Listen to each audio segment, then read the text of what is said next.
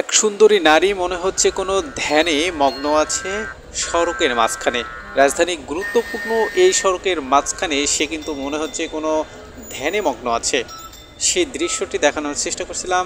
দেখতে সুন্দর, মনে হচ্ছে না পাগল, তারপরও মনে হচ্ছে কোনো একটা কাজে তিনি এখানে বসে আছে। কি কাজে বসে আছে সেটা কিন্তু এখনও আমরা জানতে পারিনি। দর্শক, যে দৃশ্যটি দেখাচ্ছিলাম এটি কিন্তু সবচেয়ে গুরুত্বপূর্ণ পয়েন্ট রাজধানীর মধ্যে, কাকরাইল মোড়।